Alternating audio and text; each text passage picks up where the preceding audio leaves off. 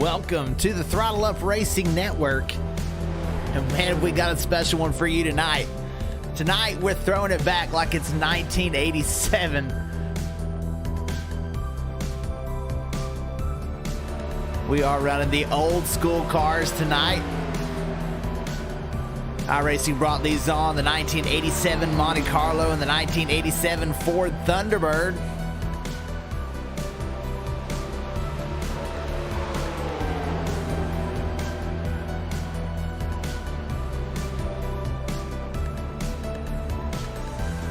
Getting a lot of looks at the old school paint schemes,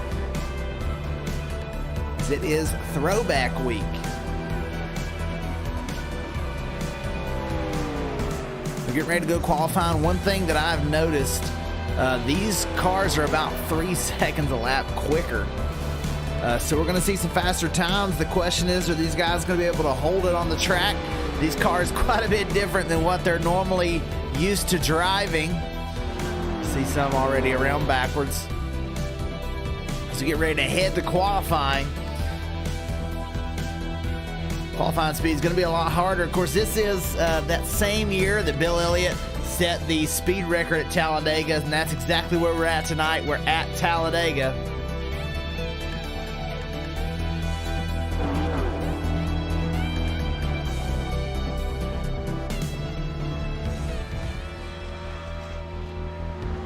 Got a few guys starting to pull out, do their qualifying lap.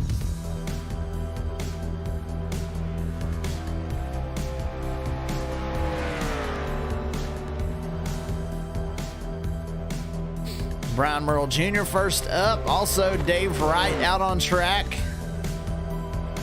Most everybody running the Chevrolet Monte Carlo. Let's see if we can find a Ford as we go through. Out there in that number 37 Dynaco.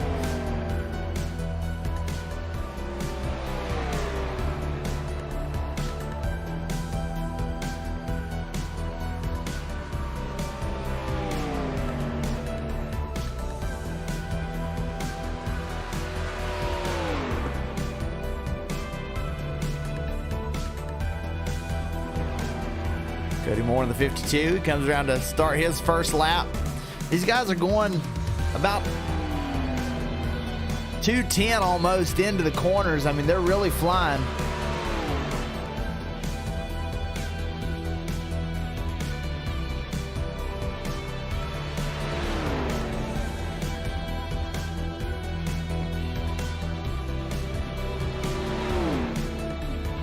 You see, they're a little bit harder to handle.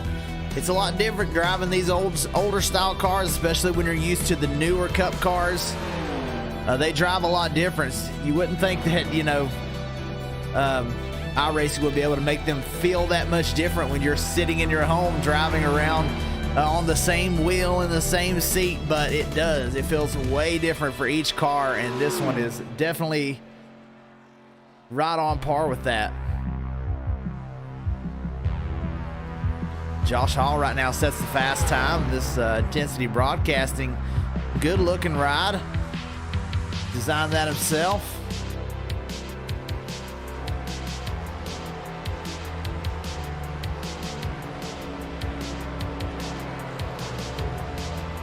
Good looking car right there. Definitely retro.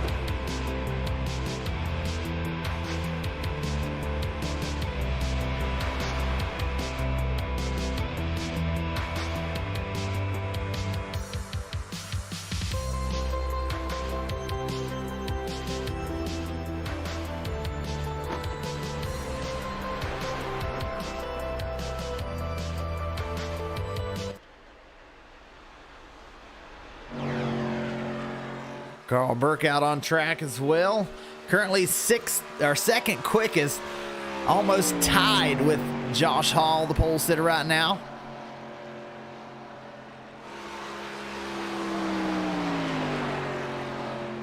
Cody Moore sets a fast lap. Ronnie Osmer goes out there, gets the pole. We know he's fast. Just ran a qualifier for that Firecracker 400 in these cars. So He knows how to get around in these rides, that's for sure. Blake Giglio in the 00. Oh, he's spinning around. Old Lightning McQueen car. There's another one. See what I'm saying? These cars they're very difficult to drive. They're going about 15 mile an hour quicker than what they're used to anyway. Plus, you know, you got the old style gearbox. I mean, it drives different. It's the same wheel in your hand, but it drives different.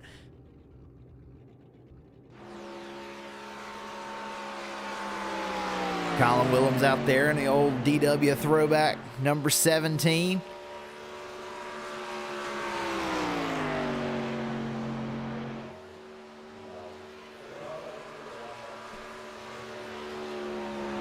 We'll try and see what kind of speeds he's running.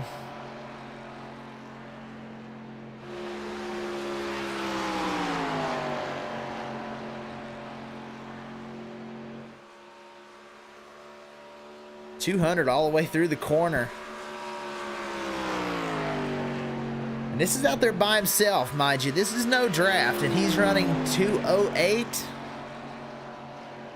209 as he goes down into turn 3, so that's without a draft. Now, these cars quite a bit faster. Without a draft, in the modern day cup car, you're only going to get up to about 185, so a huge difference. And you feel that difference when you're in the car.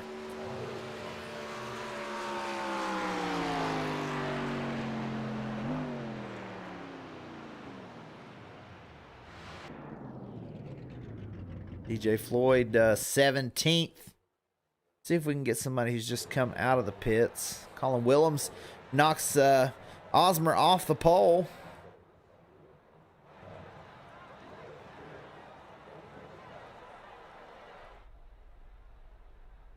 There's a throwback to that car that set the speed record. Steve Loving. Let's take a ride with Steve Loving and see what it feels like from inside the car.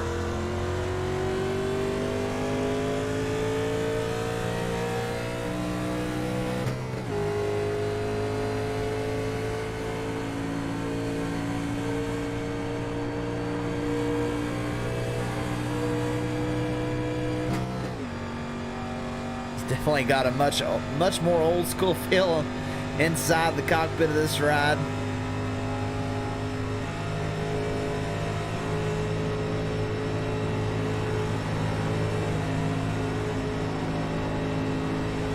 And the seat and everything. I mean, iRacing does such a good job when they design these cars to make them look like they did in the day back in 1987. The open face helmets, everything. The seat, you know, so little, no headrest.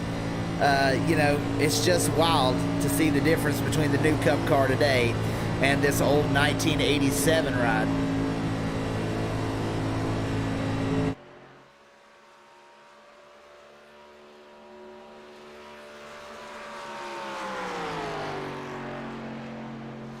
For Steve Loving here in the number 27, he throws it back to Bill Elliott in 1987. To the car that still holds the speed record.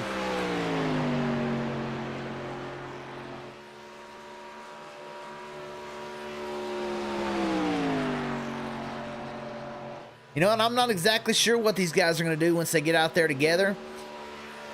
You know, these old school races, when you go back and watch them, there wasn't a whole lot of pack racing like we see it today. They would spread out some. Of course, you know, the draft, you get much more speed, so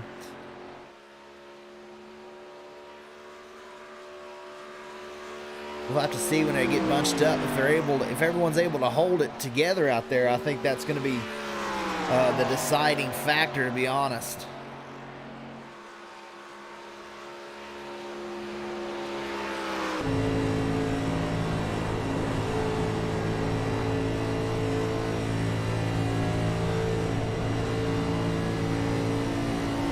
Riding at 205 miles an hour. Those bumps down the bottom lane, they'll get you.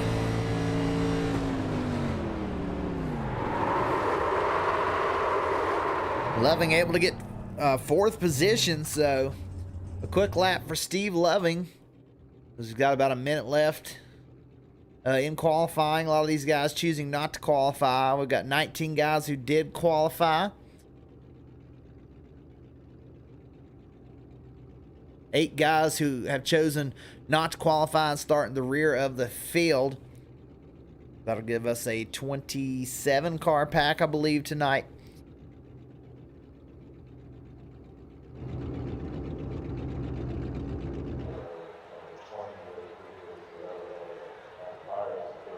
So it'll be interesting. I've never covered the 1987 cars. I'm excited to do so. I think it's going to be a wild race, no doubt about it. Here in the Pelican Snowball Superspeedway series. These guys switch cars every single week. This one was kind of a last minute addition. They kind of put up that poll this week. If anybody wanted to run this car, and it got voted in. So we are here in the 1987s.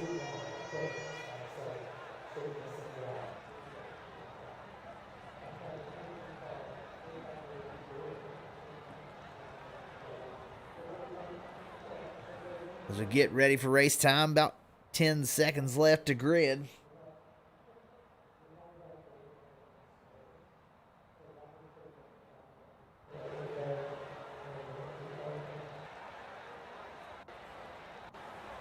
That's our cue, 60 laps tonight.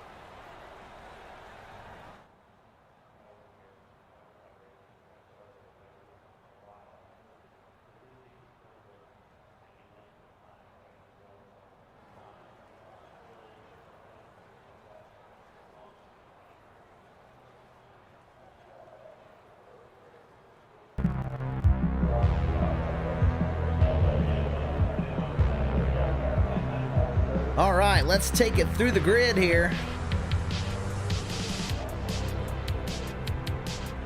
Starting on the pole in the number 17 throwback to Darrell Waltrip. That's Colin Williams. Starting second place, Ronnie Osmer in the 02. Third is Carl Burke. Fourth is Steve Loving. Fifth position is Josh Hall.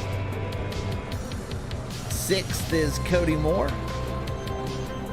Seventh is Tyler Farrell.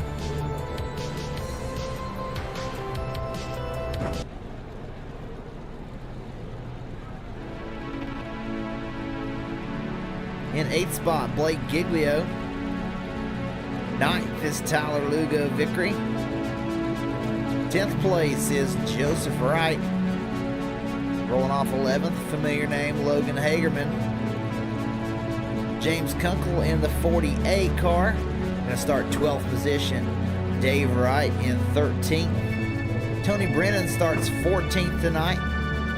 Nick Mather rounds out the top 15. Going on back, Brian Merle Jr. in 16th. 17th is Derek Regal. TJ Floyd 18th. 19th, Derek Chaput. Kyle Mays going to start 20th. 21st is Cameron Austin. 22nd, Todd Mays.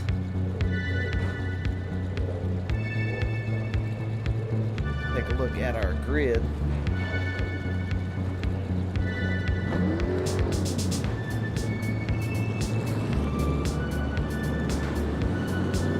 Third is Will Witt. 24th position, Keith Miller, excuse me. 25th, Dylan Redding is going to be our race controls. 25th is going to be Mark Shavers. 26th is Matthew Bessiere. And rounding out the field, Brandon White. Starting 26th.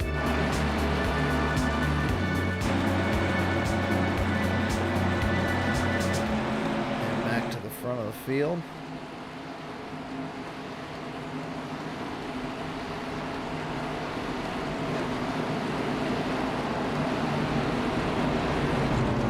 Colin Willems, our pole sitter, he'll lead us off.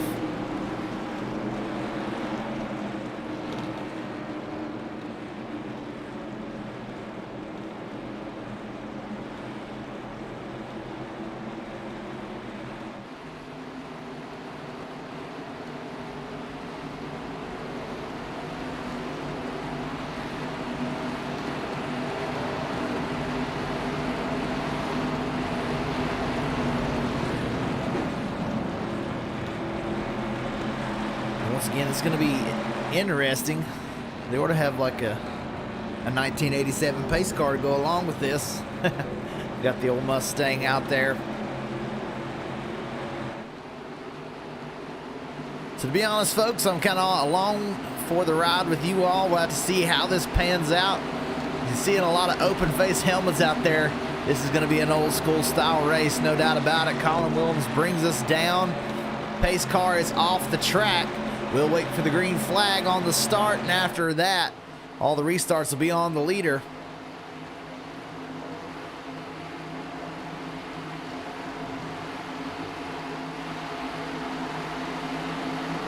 Green flag for Colin Williams.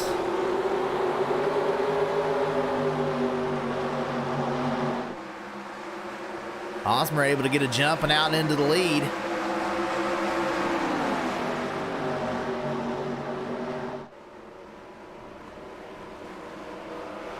Top 5 get out single file. They're already wrecking behind. Several cars around. The 7 of Hagerman goes around.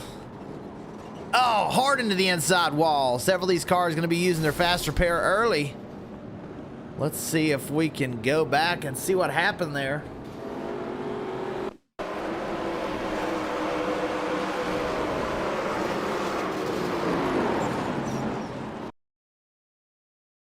See tires flying and everything else.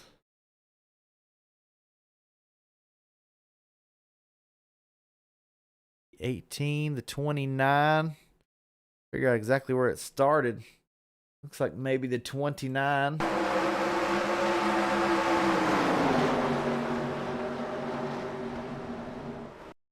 Now I'm not sure how that happened. If he and the 70s or he and the 7 come together.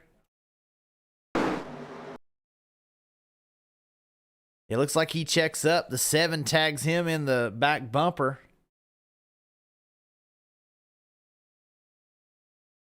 Then the 18 kind of left to right through there. The 84 goes up the track and clips the 71.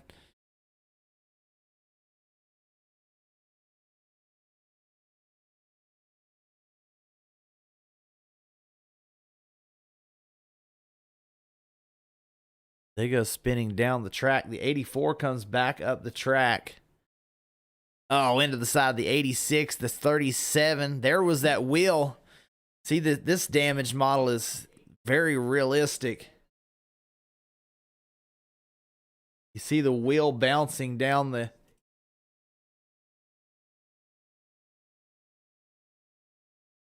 backstretch there.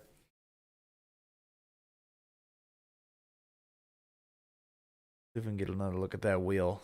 It comes flying off. Yeah, there goes the wheel and the spindle and everything on there. The whole nose clip comes off. Wow. The 25 around, the 19 around. A lot of damaged race cars in this first race. In this first corner.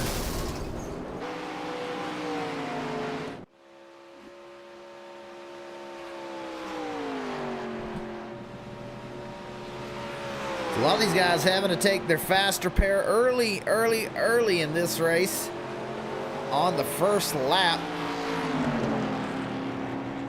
Our front runners, Osmer and Willems, able to make it through there.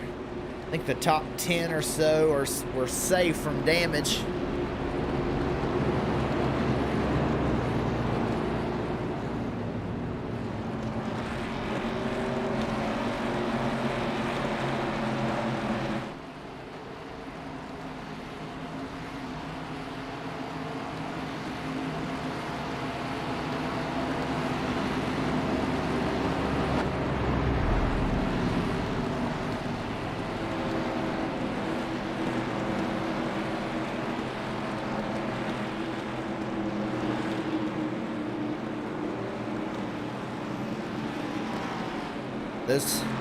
Those types of wrecks are going to happen when you've got a field that's this large.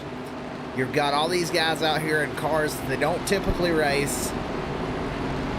Everybody dives down into turn 1 and, you know, somebody gets loose and it's all all chaos from that point on.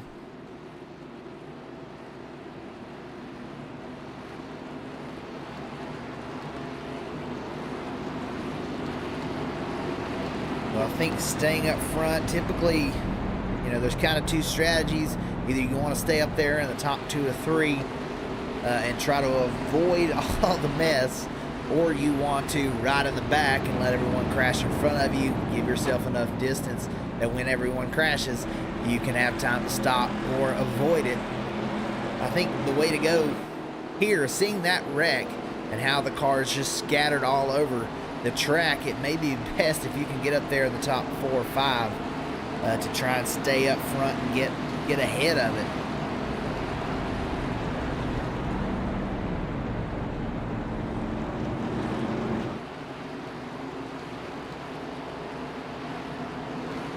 So we're about to have attempt number 2.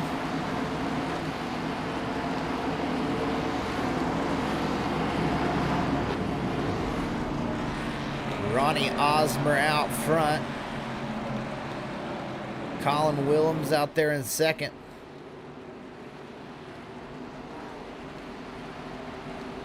Third spot right now is Carl Burke. Actually, it's Steve Loving in the 27 on the inside lane.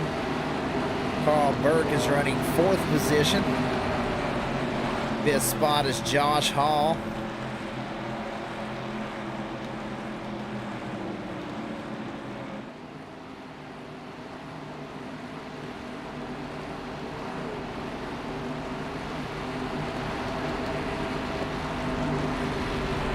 Sixth and number 82, that's Joseph Wright.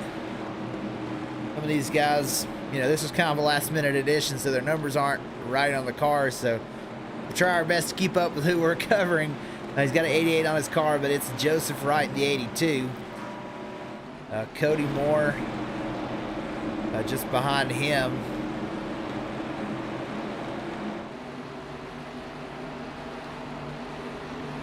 James Kunkel running back there with Blake Giglio. And Tony Brennan's going to round out the top 10. So we're going into turn 4. Pace car will get pulled off. We'll get to go green once again. We'll have to see if everyone's able to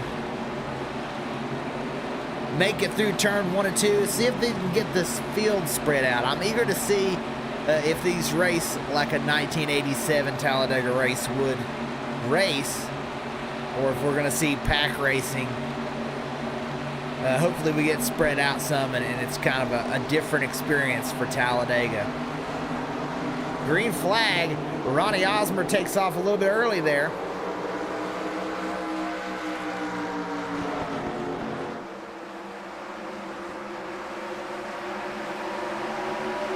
Tries to get the field spread out.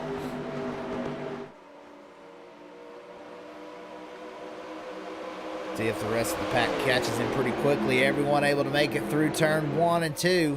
Down the back stretch, you see everybody fanning out to that outside wall. Somebody gets into the outside wall.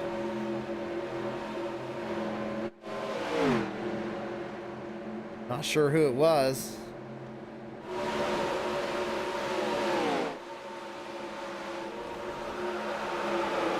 Oh, someone sideways. That's the 81 of Josh Hall. Able to save it, man. What a save.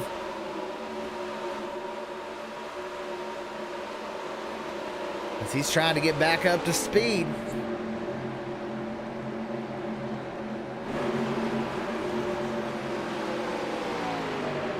Up front, Colin Willems has taken the lead back. These guys trying to able to wrestle this car out of the corners. It's a lot more difficult the way these steering boxes are in these older cars. But right now, Ronnie Osmer, Colin Willems battling back and forth. Colin Willems down on the inside. Osmer in the 0-2 up high.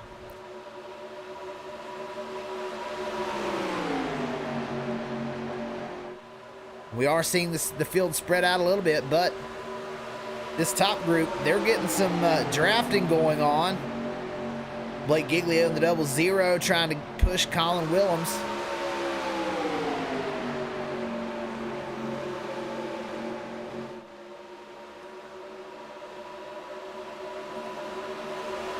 Let's take a look at what kind of speeds these guys are running now. 212.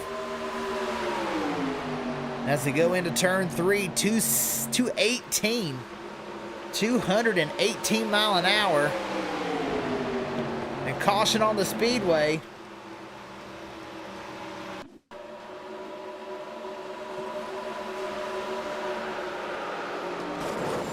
Oh, whoa.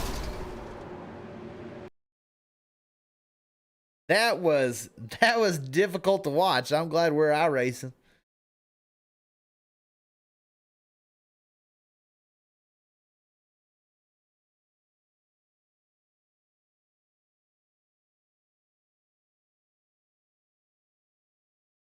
Those guys go hard into the inside wall. That's the 35 of Will Witt and the 16 of Nick Mather.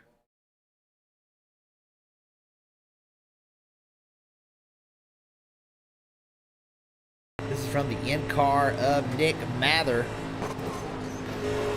Just tags that outside wall and, oh man, hard hit to the inside wall. And then he blows his engine. Can't make it back around.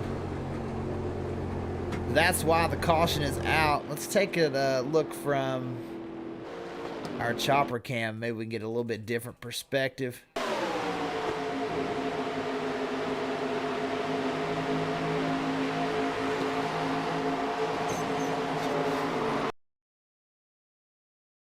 And at this point, these guys are just along for the ride. You see both of them have their wheels turned to the right, but can't get it turned around quick enough.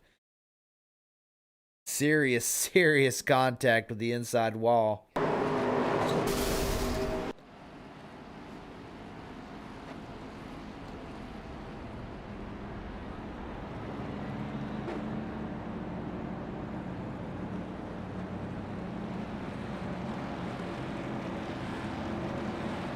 A lot of action out front, though. Colin Williams and Ronnie Osmer were battling side by side. Couldn't decide who was going to get the lead. When the caution come out, Colin Williams was ahead.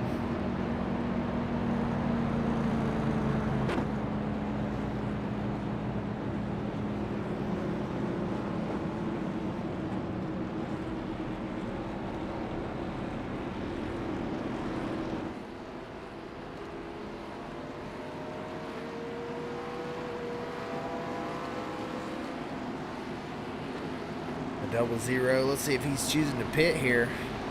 No, he's doing a little fake routine.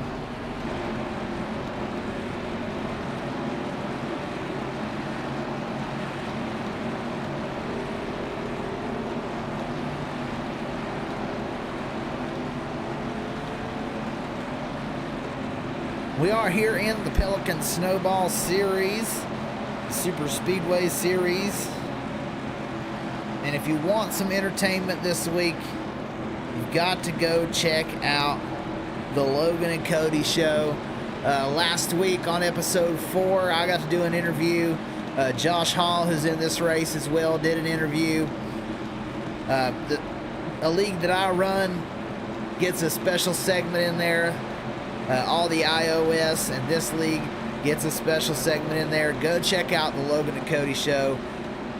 Pretty cool what they've got going on over there. I think it's gaining traction and going to go somewhere. I really do believe that. So go check out the Logan and Cody show on YouTube. And you get to hear an interview with me. And quite entertaining what these guys have put together.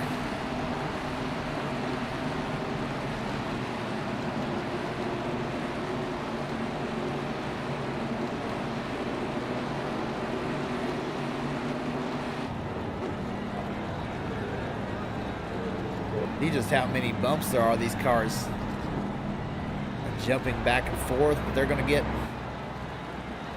single file out here. Willems chooses the outside lane.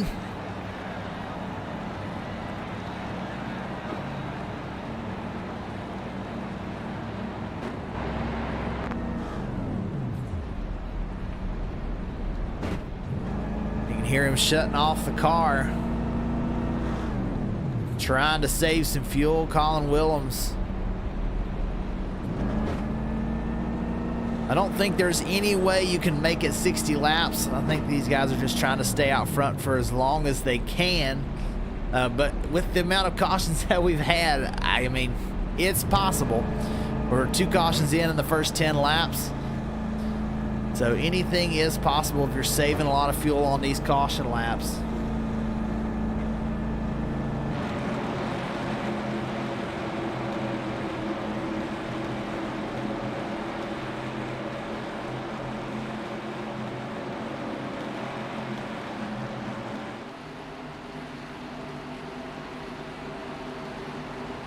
Osmer last time on the last restart, he took us early. This time Colin Willems is the control car. We'll see what he chooses to do.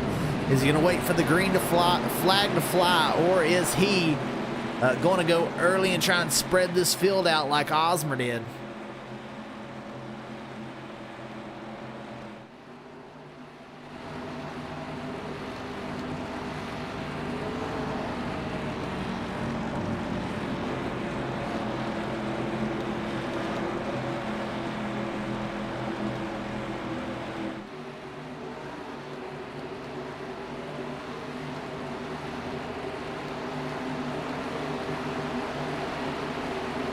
So the pace car is off. Once that pace car pulls off, I believe he can go at just about any time. He'll probably wait to get up into the tri-oval a little bit more.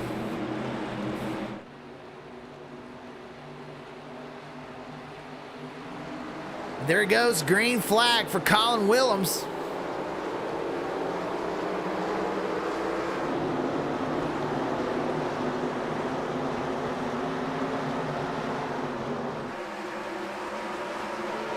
Osmer able to stay side by side on the bottom lane.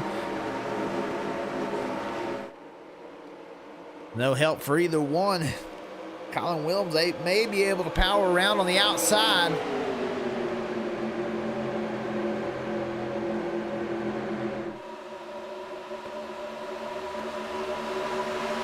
Now a little bit of help from Joseph Wright in the 82, but Osmer able to keep it going on the bottom lane.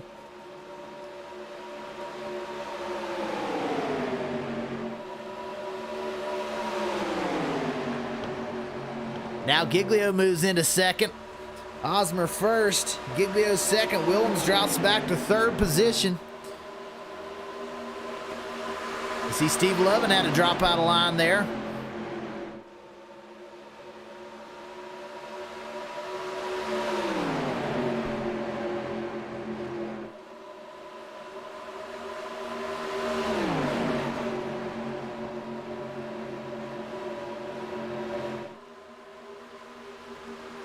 Osmer able to stay out front. We got a big pack right behind these guys.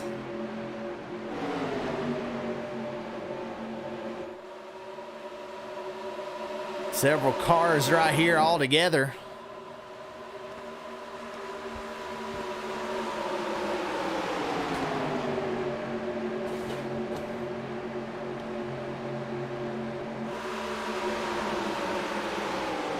Cody Moore kind of drops out of the back of that. Joseph Wright kind of hung up there on the outside by himself. He tags that outside wall. Able to hold it up high. Couple of cars spinning down the back stretch. The 30 sits there. Is he able to get it going? Trying to get the car fired up. That is the number 30 of Keith Miller. A lot of damage to the left front of that car. You see him turning. The wheels turned all the way to the right. But he can't turn the car. They'll have to jump to the pits. Blake Giglio now makes the pass for the lead.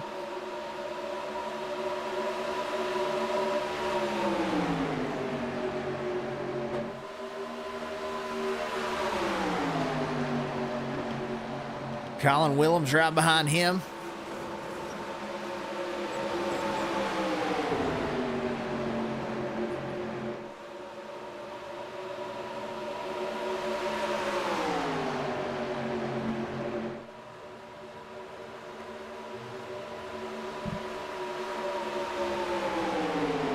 Osmer going to be able to lead that lap on the high lane.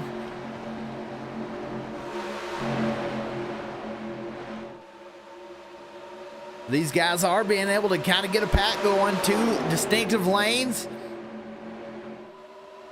But man, it's hard to hold one of these lanes. Man, what a run from Josh Hall on the bottom line. He moves all the way up behind Blake Giglio, our leader.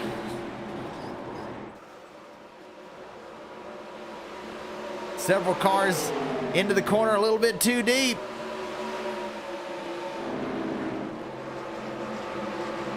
A couple of them hit the wall. They're able to keep going though. Ronnie Osmer still out front. Logan Hagerman making a move now on the outside.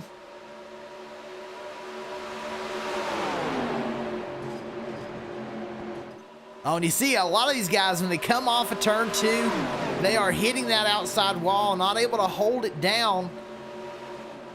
Hagerman that time into the outside wall. Osmer's holding strong on the outside lane. Giglio down low.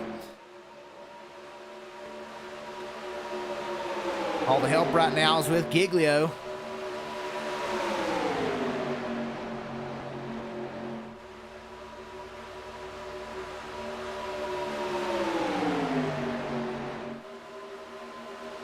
Giglio able to lead that one.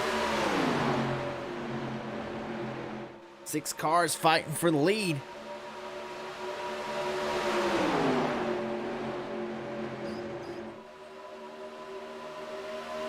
See, there was another one. Like maybe the 77. Hit that outside wall coming off the corner.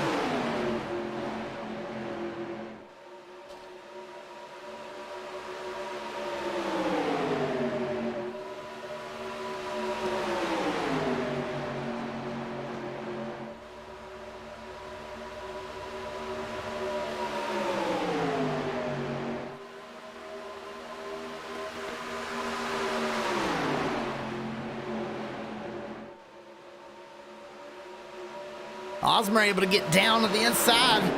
You see the 81 of Josh Hall gets loose again, but he's able to save it. That time Giglio's out into the outside wall.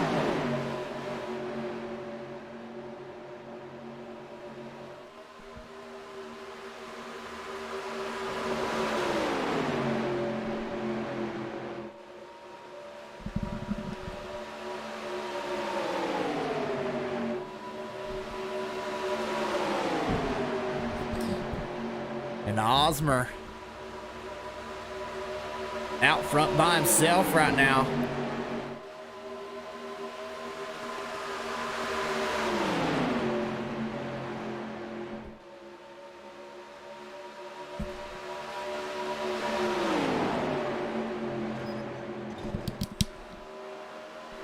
They're all sideways off the corner. One hard into the inside wall. That's the 86 of Derek Regal, still spinning. Green flag is still out. Let's see what happened to the 86.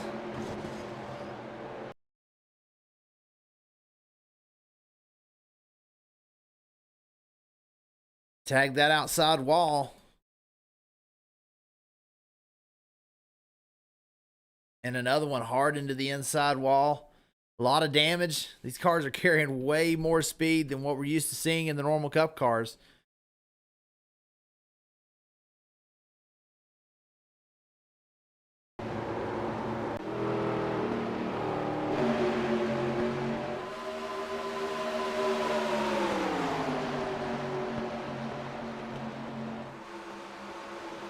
Blake Giglio is still out front. You see the 7 of Logan Hagerman on the high lane trying to get a run. Right behind Blake's the 53 of Carl Burke.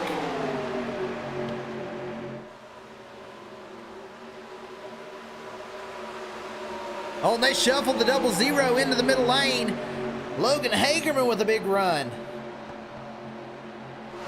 Colin Willems now trying to make his move to the inside, but Hagerman able to get down in front. Osmer now back on the run. He'll take his run to the inside, and he's going to head all the way to the lead. With a huge run off of turn 4. These guys now going 3 wide. Hagerman on the outside, Colin Willems in the middle. Giglio down low, now they get it settled.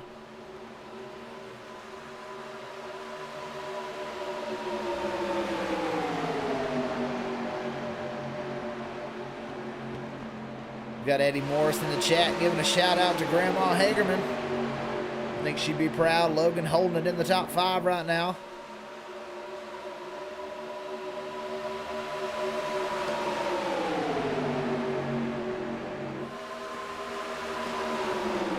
This race up front right now is wild. Josh Hall up into the outside wall. Cody Moore's run this group back down.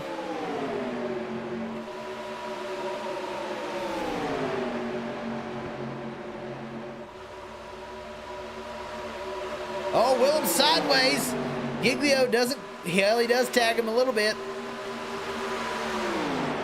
Kind of knocks him straight as Osmer's still out front.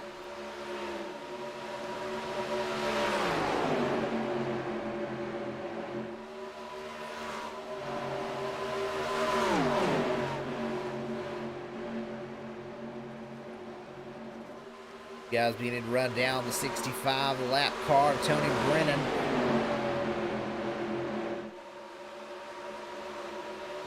Currently still got 17, excuse me, on the lead lap.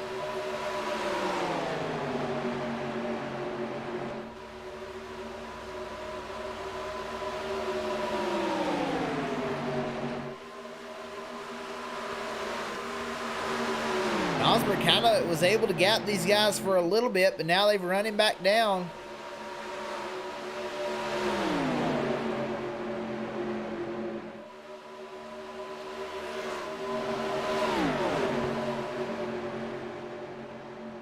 There's 9 cars in this lead group.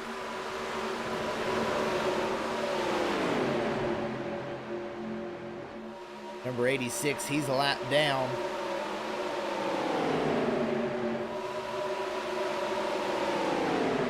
Number 77 of Cameron Austin having a good night, up 12 positions.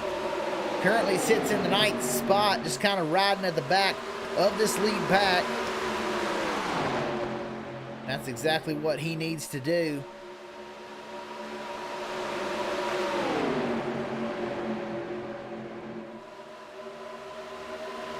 These guys did run down the 65. Osmer to the inside. He's going to try and go around.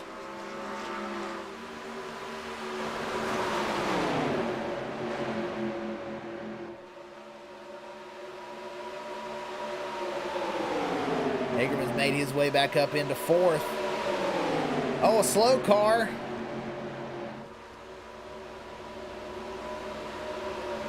It was the 16. These guys able to navigate around him.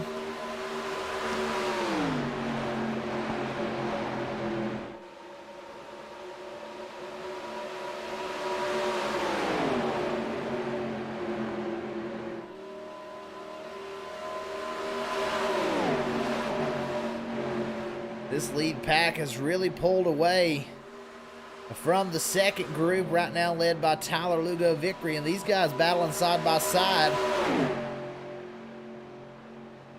They are about 10 seconds behind the car in front of them, behind Cameron Austin, that last car in the front group. Josh Hall chooses to come down pit lane. He's our first taker.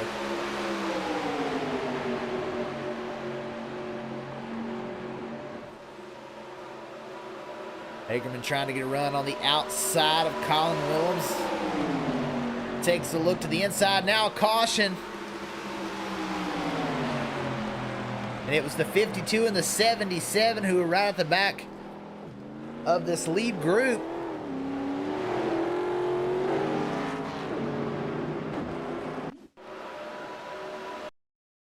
Oh, it's already in progress. Let's take a look back. They were down on the bottom lane. It looks like I see some smoke just in front of these guys. Yeah, the 86 was already spinning. Take a look from the blimp cam. Yeah, the 86 gets a little bit sideways. These two guys trying to avoid.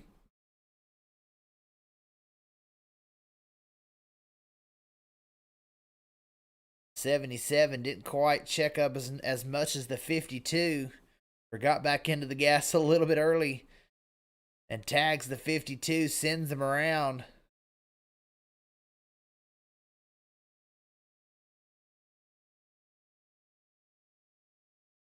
'77 with a little bit of a hit to the outside wall, but doesn't look like he caused any damage.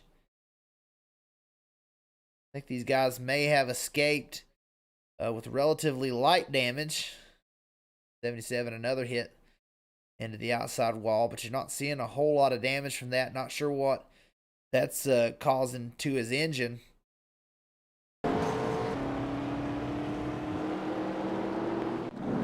They get it back going. And right now, everybody comes down the pit lane.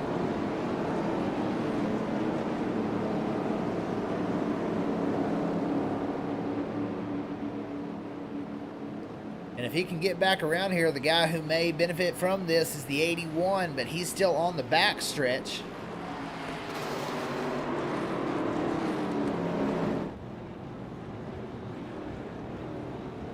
Guys look like they may have wrecked right there at pit entry.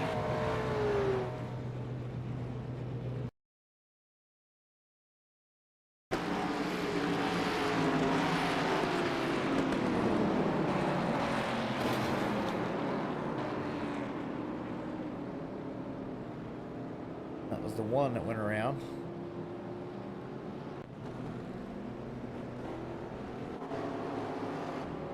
Blake Giglio, first car off the pit lane. 81 chose to come back in.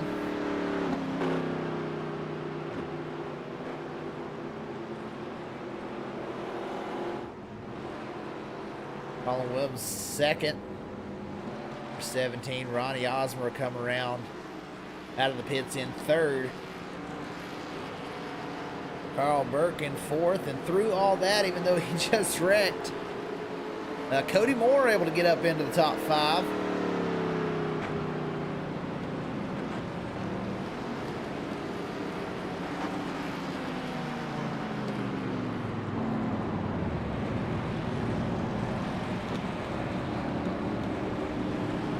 Todd Mays in that Tim Richmond paint scheme car, number 25.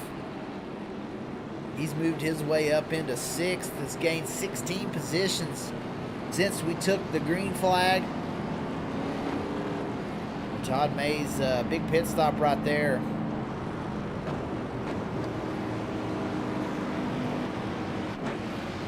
Logan Hagerman loses several spots in the pit lane. Looked like he was probably fixing some damage.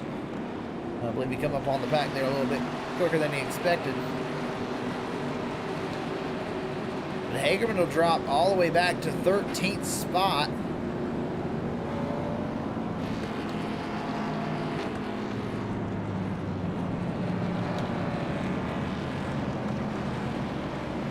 Looks like he may be coming back down to fix a little bit more damage, so we'll have to see where Logan Hagerman moves up. We still got half of this race left.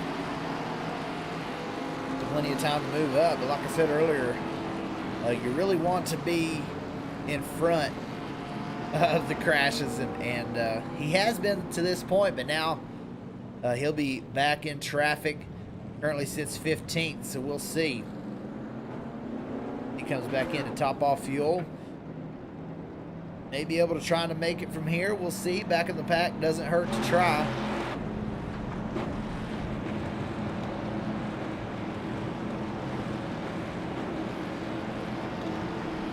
The lights are off the pace car.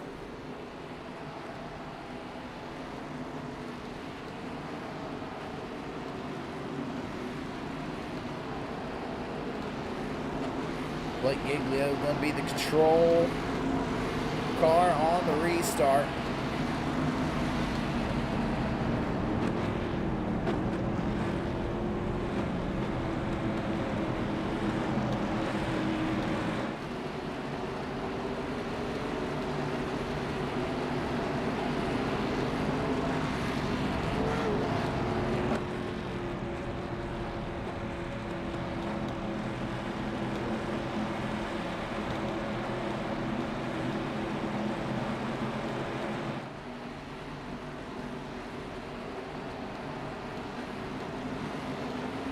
So Blake gonna lead us off.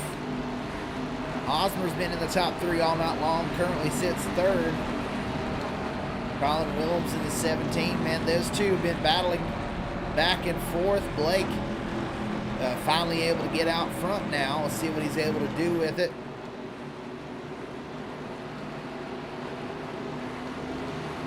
Carl Burke, man, he's been right there the whole race as well.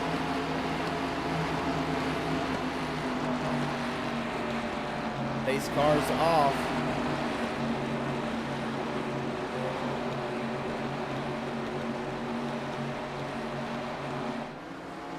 Green flag. Blake Giglio takes off. The 17 of Willems does not. That may be a penalty for Carl Burke. We'll have to see as he switched lanes and went to the inside of the 17. And he does go straight to the inside, so...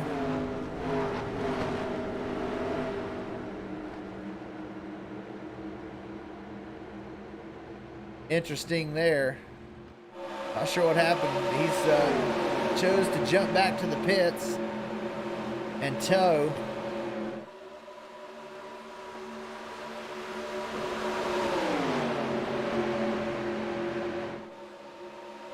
Blake gets it going.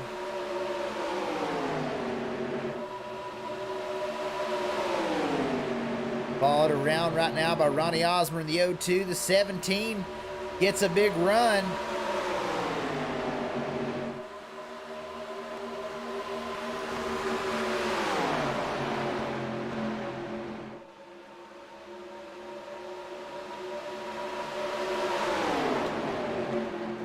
Colin Williams on the high side, trying to get a run going. 29 of Lugo Vickery chooses the bottom lane.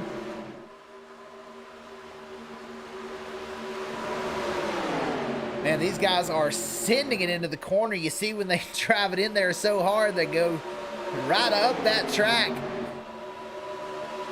in turn 3 because these guys are carrying such speed through the corner.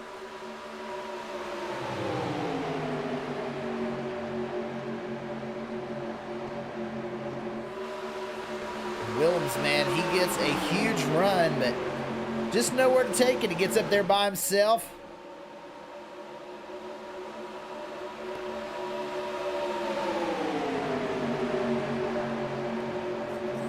Osmer and Giglio working well together, trying to stay out front, stay 1-2.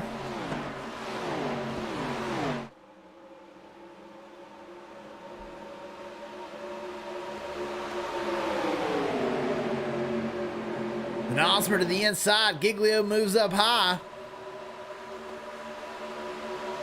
That'll give the lead to Osmer. Lugo Vickery fills the gap on the inside lane.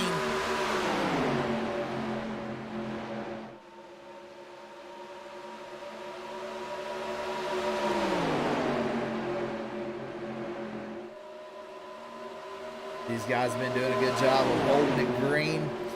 Let's do a little thing I like to call turn up the volume.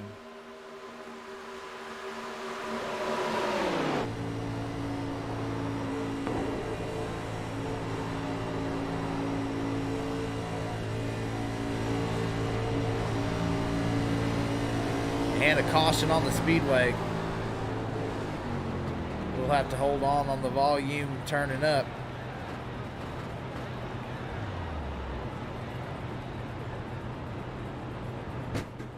Take a look who was involved.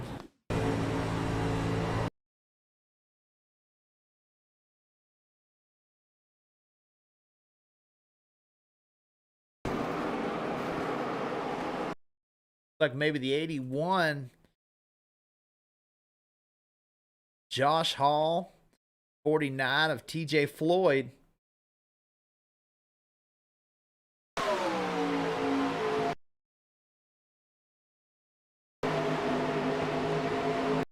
The 81 gets loose, tries to save it.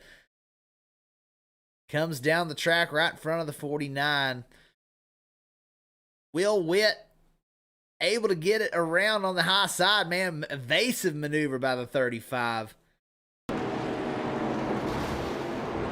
Oh, what a hard hit. Not real sure who that is right there, but...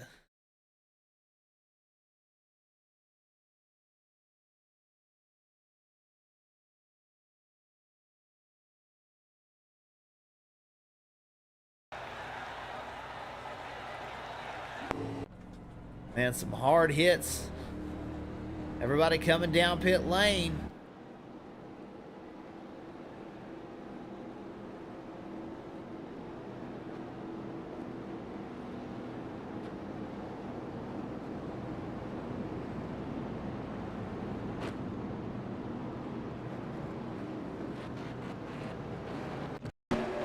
Take one more look. This time from the inside of the 35. Look at his cockpit view. Let's just see what he saw and how little bit of a time he had to react. Just what was going on right in front of him.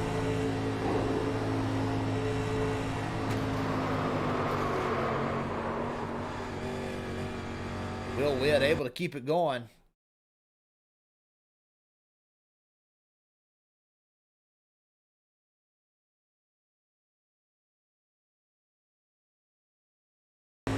This is from Mark Shaver's view. You see all the smoke. He could not see Josh Hall sitting there until he had already hit him. That's, you know, a realistic smoke model here on iRacing, and this is exactly what he sees. Right there is the first time you see the 81 merge from the smoke. Nothing, and then all of a sudden, oh crap, there's a car.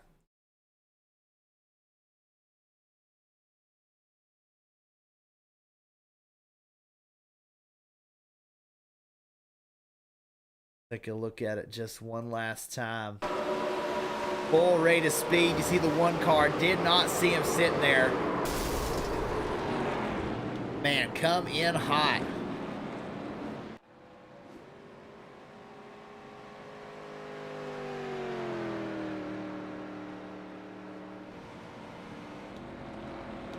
Through all that, the 81 was able to stay on the lead lap, it looks like.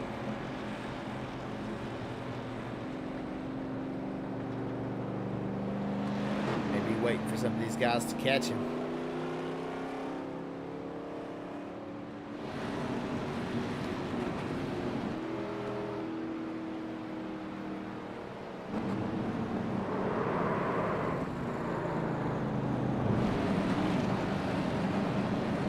There's the 86 around. These guys are wrecking under caution. I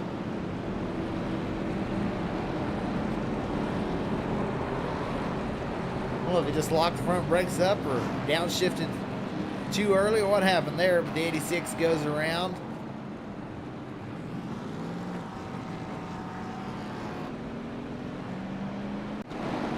These guys hopping these 1987 cars. It's a whole new world, no doubt about it.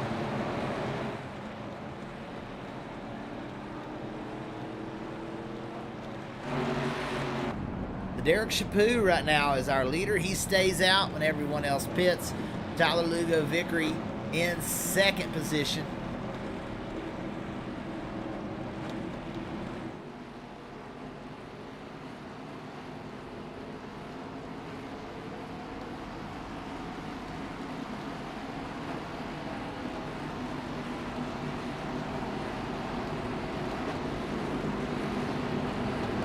Tyler Lugo Vickery out there, second spot right now. Third, Blake Giglio. Todd Mays currently sits fourth. A big night for him, up 18 spots. Derek Chaput right now up 18 spots as well. James Kunkel is in 5th position.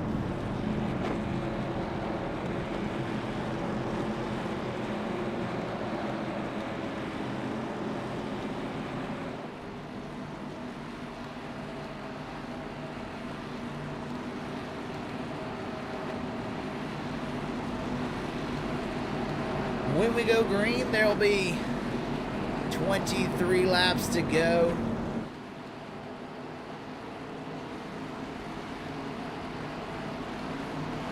Now Derek Chaput going to be the control car. What will he do? We've seen some guys have a lot of success going early.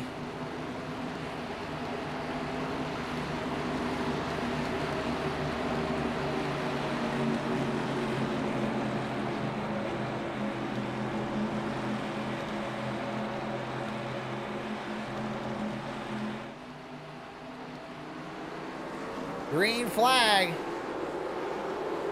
Chaput goes a little bit early there. I think he caught some of these guys off guard.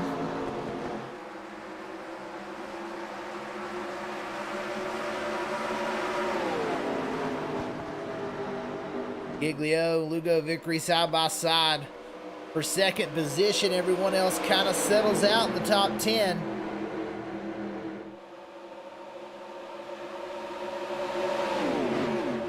Lugo Vickery with a big move to the inside. Derek Chaput kind of stuck on the outside lane. Everyone caught him at once. Todd Mays and the 37 get together. The 37 of Derek Chaput able to keep it out of the wall. Keeps it going straight. The 25 of Todd Mays moves into 3rd. Now he's up there on the high lane by himself. Tyler Lugo Vickery is your leader. He leads that lap.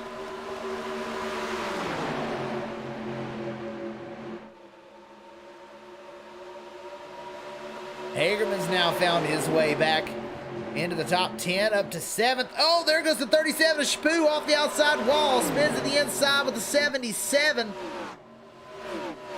Oh, the 77 able to keep it off the wall.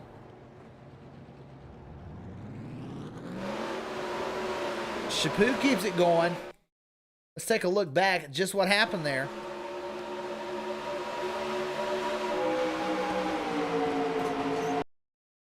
And 37 hits that outside walls, trying to get it straight. Needed another lane. Him and the 77 get together. That's Cameron Austin and the 77. Almost a blow over there as you see the back end of the car come up. And the 37 does tag the inside wall, loses a fender. Austin's able to slide, not hit the wall. Both of them continue going. Now we have a caution. 74 around. Like him and Derek Regal in the 86. And another one, these guys coming off the corner. These cars, you have to turn a little bit further.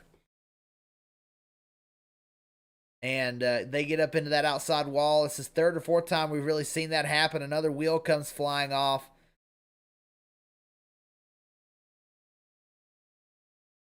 A lot of damage to the 74, the 86.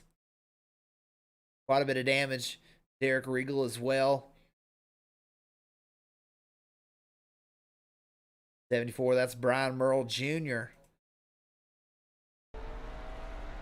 He had to tow back to the pit lane, so Brian Merle Jr. trying to get some damage repaired. We'll see if anybody chooses to come down pit lane. Colin Willems trying to pace the pace car right now.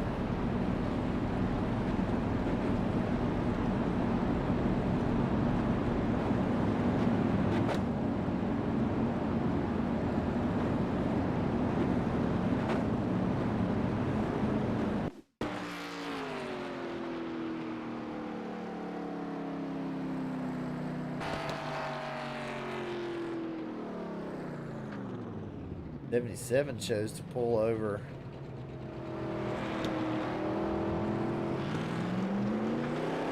Not sure what that was about. Had to let somebody by, I believe, but 17 of Colin Willems is out front. He's had a spectacular night.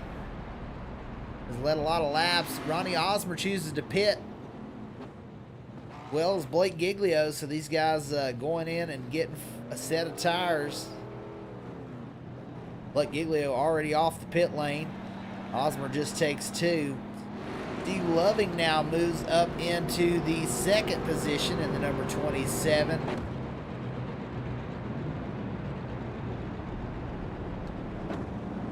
And he has been very fast in all of these super speedway races.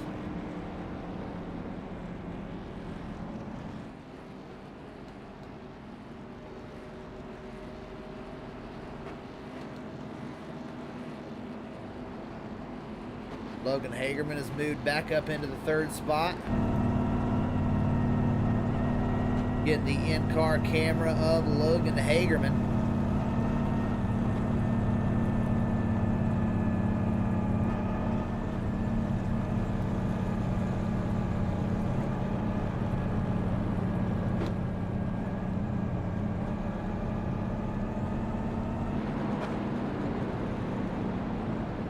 He had pitted a few laps ago. He stays out this time, moves up to 3rd. Blake Giglio is the first car who pitted there to come off the pit lane. He's in 8th position.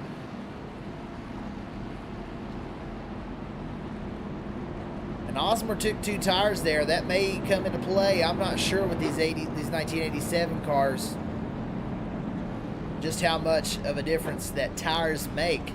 But we do know that Osmer got a right sides on that pit stop. So that may make a difference for him.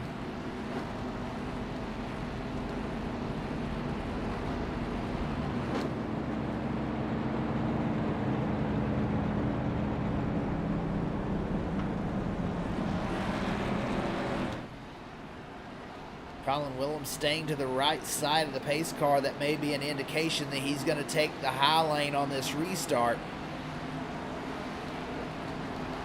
This guy's starting to double up already.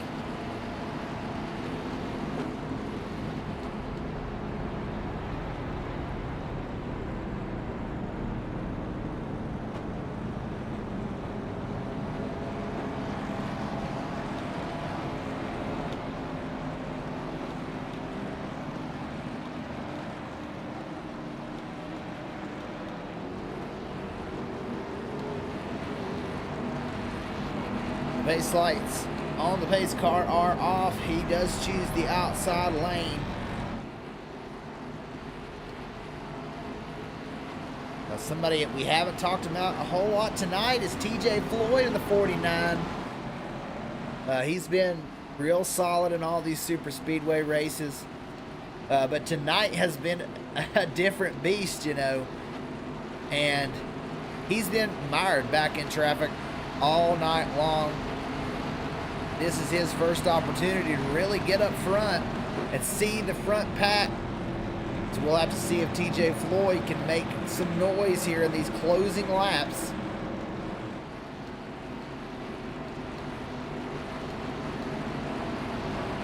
Osmer back in 9th. That's the furthest back that he's been probably all race long. So we'll have to see just how quickly he wants to run up through the field.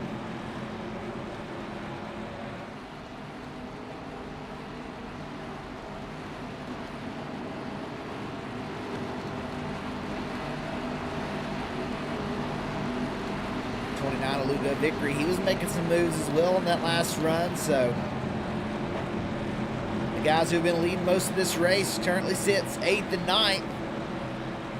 Colin Willems has led a lot too, but those guys back further have right side tires, so we'll see if those tires make a difference.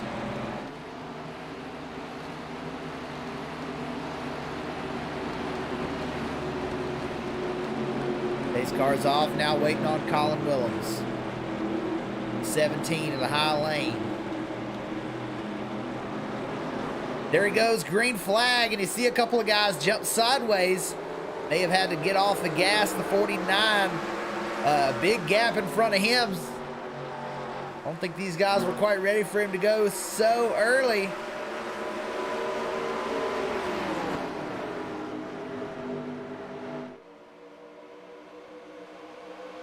Everybody getting single file.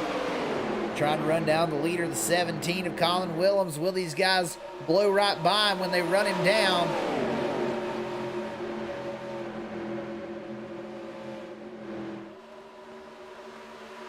They do go to the high side. Steve Loving now into the lead.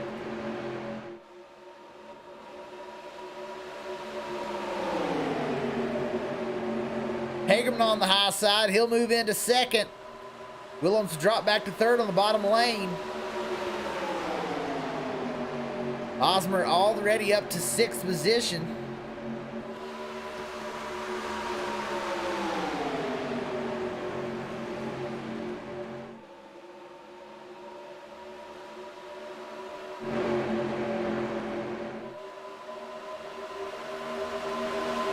Colin Willems on the bottom lane.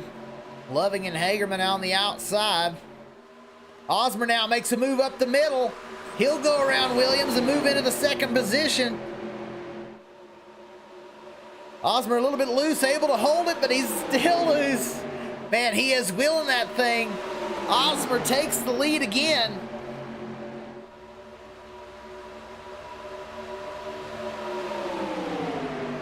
And maybe those tires did matter, as it only took him 2 laps to regain the lead from 10th position. Ronnie Osmer showing what he's got tonight.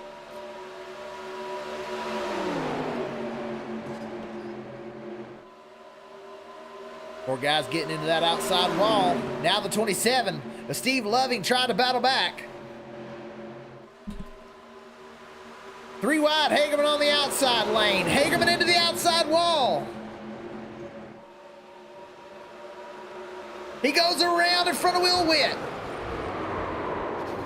That's Dave Wright in the 82, says 88 on his car. Man, big crash of the 7 of Logan Hagerman. Gets up into the high lane on a 3 wide, tags that outside wall. He'll have to tow. Let's back that up just a little bit more. See him get, did he choose to go to that outside lane?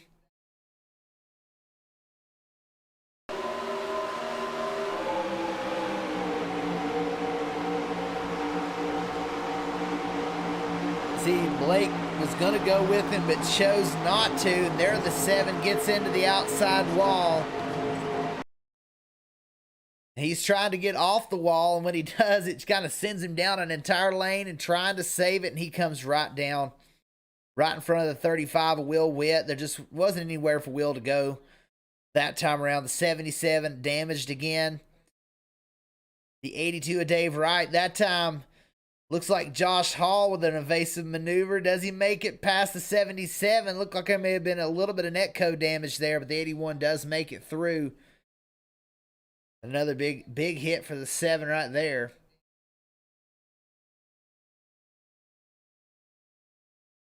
Let's take a ride along with the 81 and see what he sees through all this.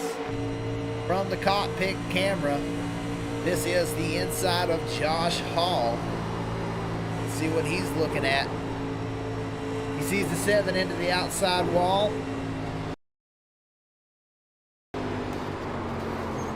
They all go spinning to the inside. Back out. Oh, back in. Josh Hall with big evasive maneuvers. Able to keep his car from having too much damage. He'll be able to continue, no doubt.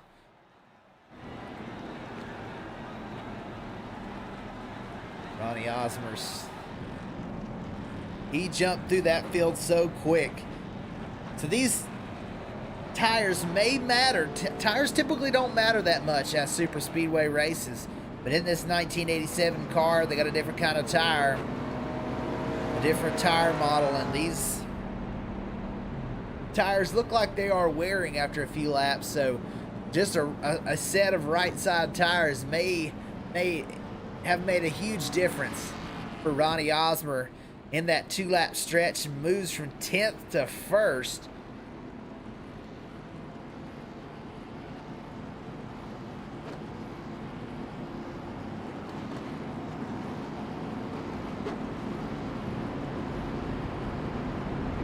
Ronnie Osmer has driven in the ARCA series in real life. I mean, this guy, he's a wheel man. If you keep up on Throttle Up Racing Network, he races Sunday nights in the Southern Excitement Racing League, their Cup Series. And he leads a lot of laps over there. Won the All-Star race in the Southern Excitement Racing League. So this guy certainly knows how to wheel a race car.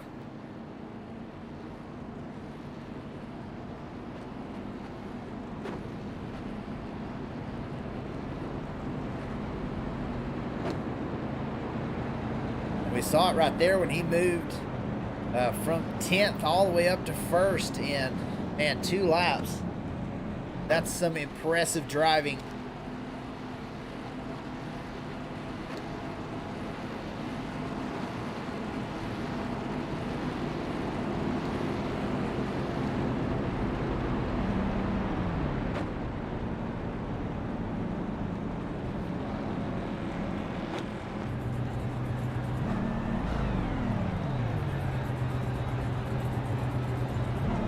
PH aware helmet, open face helmet in these older cars, 1987s.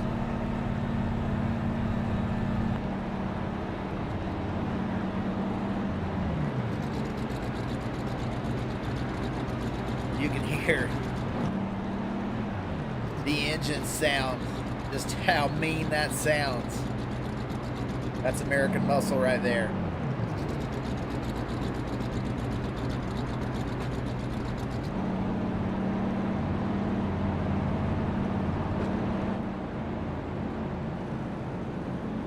Lights off on the pace car. Osmer chooses the bottom lane.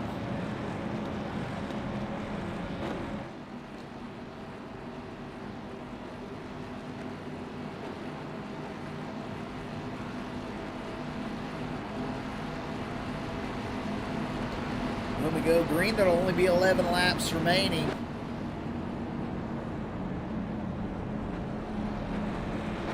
Who's going to be out front when we get down to the white flag?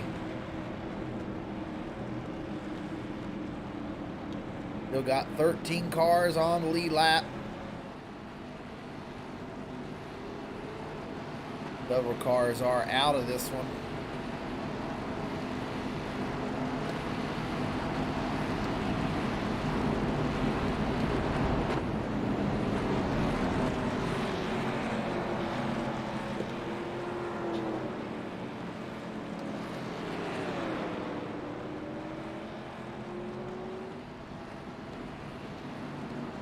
So our players in this one, Ronnie Osmer, he's going to be at the control car. Colin Willems in the 17 is second position. Steve Loving down in third. James Kunkel in the 48, he runs fourth position. Tyler Ludovickery is currently sits sixth position. Blake Giglio is in fifth. TJ Floyd back there, seventh spot. Cody Moore, eighth. Dave Wright, ninth. Todd Mays in 10th.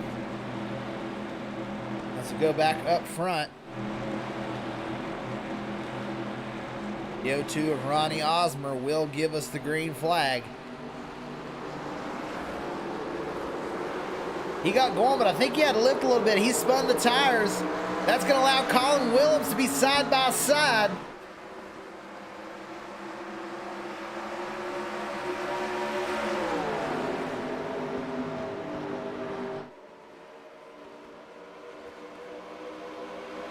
These guys do get stretched out a little bit there.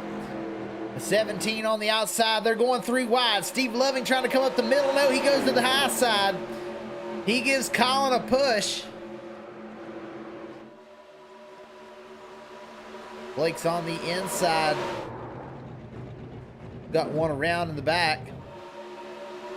No caution. We keep it green. The 0-2 of Ronnie Osmer out front by a couple of car lengths. Blake Giglio pulling up behind him. James Kunkel with a big run. He takes it to the high side. Lugo Victory fills the gap on the bottom.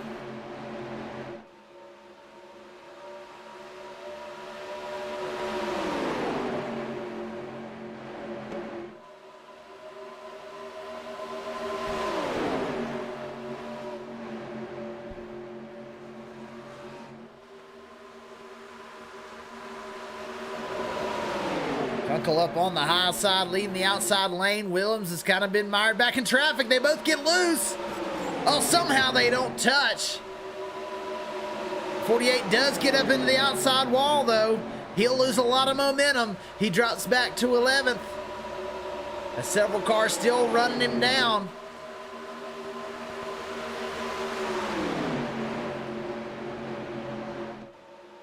We're now down to 9 laps remaining. Osmer out front, Blake Giglio trying to get something going on the inside. TJ Floyd, no slouch on the super speedways, finds himself in 5th spot.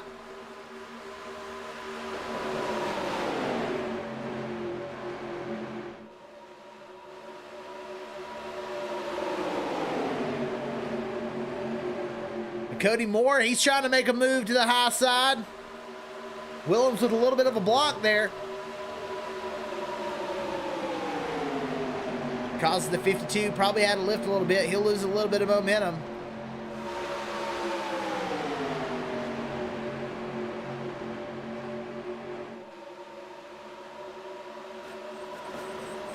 Oh, several cars into the outside wall. Dave Wright, the 52, both. The 27 of Steve Loving gets caught up behind that.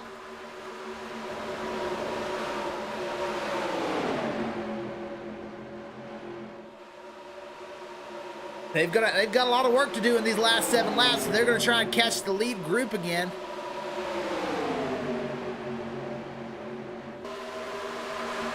I'll tell you what, Colin Willems is still right there.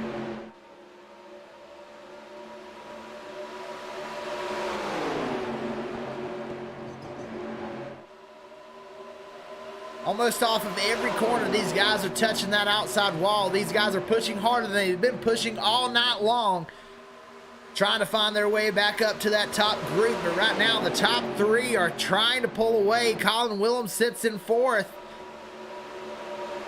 He's trying to get back up with the front 3. Osmer, Lugo Victory, and Giglio, 1, 2, 3 right now. Who's going to be able to make a run on Osmer?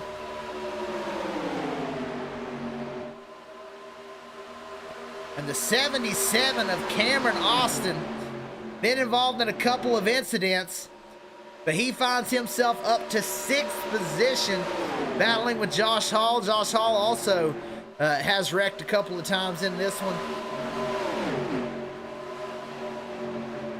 but able to get that faster pair, save that faster pair for just the right time. And these two are battling for a top 10 position, 6th and 7th as they run. Osmer and Giglio out there, 1, 2. Lugo Victory moves back to 3rd. Willems has caught the front group. It's a 4-car battle now for the lead. We're down to the final 5 laps. Osmer's blocking the inside lane. He's blocking the outside lane.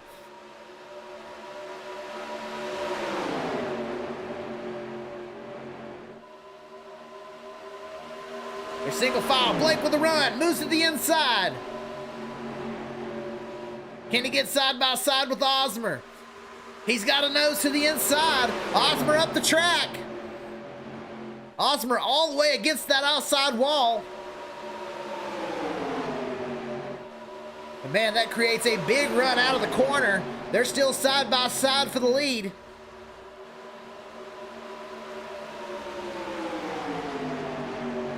Osmer able to lead that lap. Lugo Victory, he's now trying to push Osmer back out front.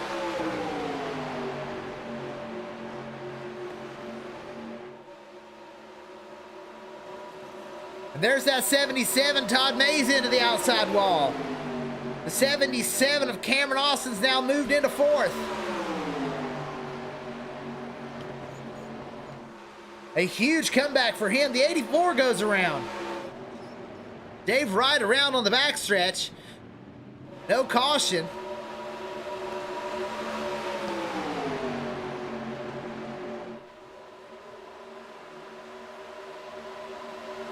Man, these guys are hanging it out sideways. Osmer's going to lead this lap again. That outside lane getting a run down the straights. Blake gets ahead in the corner, but Osmer gets the run out of the corner and down the straightaways. And with Talladega, their start-finish line is all the way past the tri-oval. So with that extra run, now we see the 17 looks to the inside. It's a three-way battle for the lead. Colin Willems down to the inside. Osmer all the way against the wall. Blake Giglio now in the middle. And that 77, man, got a little bit of damage to the nose. Been involved in a couple of wrecks, but Cameron Austin now moves to the second position. Colin Willems to the lead.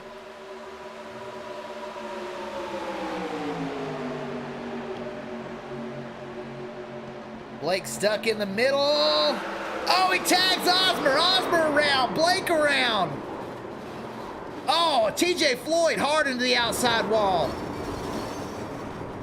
Carnage everywhere.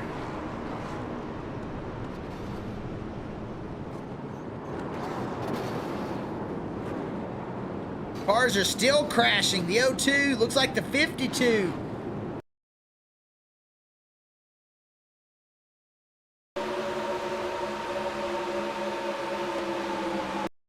You see this, the 17 had kind of come up.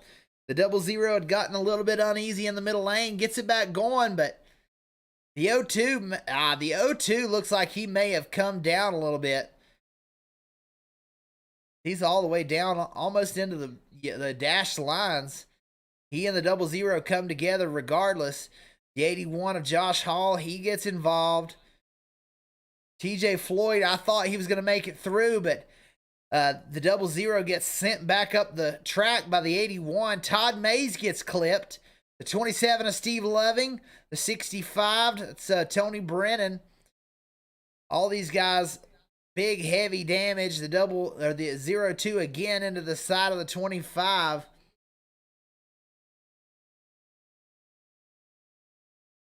That's Keith Miller. He's lapped down. There's the 52. That's where he comes in. He actually net codes through the 25 and then into the side of the 65. He goes spinning up the track.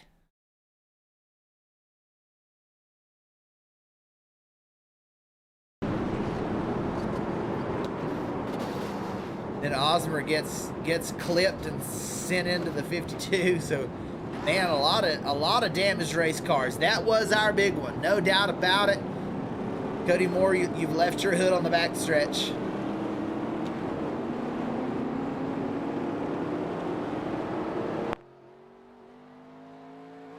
Major damage for Cody Moore's car.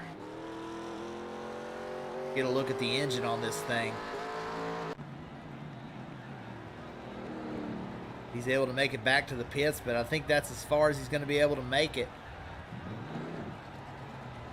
Oh, there he goes. He gets back. Gets back rolling.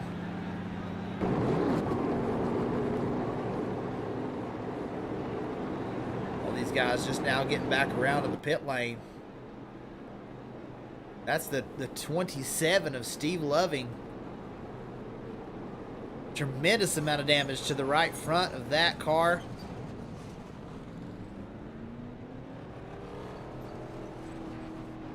He actually pulls up a little bit too far. Osmer had his faster pair. He's going to take a set of tires. We saw this work well for him earlier. He took 2 tires, drove from 10th to 1st in the matter of 2 laps. So you cannot count out Ronnie Osmer. He's been fast all night long. Blake Giglio with a faster pair as well. These guys are going to be charging hard back up through the field. Will they have anything for Colin Willems or Cameron Austin, who are currently 1st and 2nd? Tyler Lugo Vickery out there in 3rd. Has kept his car clean all night long. Done a great job. Derek Chaput, he's up to 4th spot. That Dynaco Petty Blue car.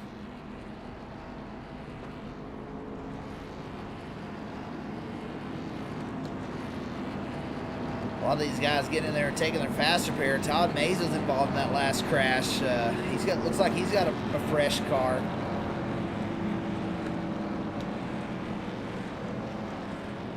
James Kunkel in the 48. He's able to keep his ride going in 6th. TJ Floyd had a lot of damage from that wreck. He's out there in 7th. Cody Moore is currently in 8th position. All these guys had to take faster pairs,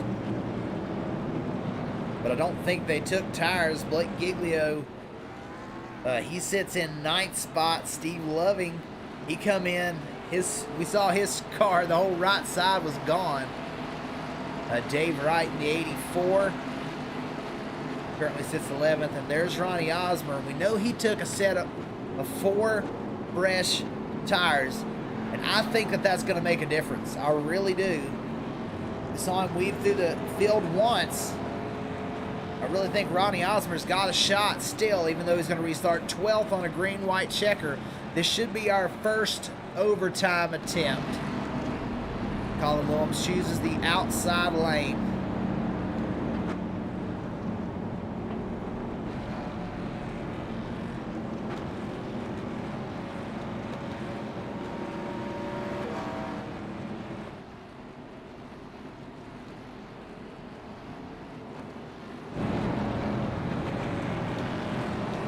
Cameron Austin, man, you want to talk about a recovery.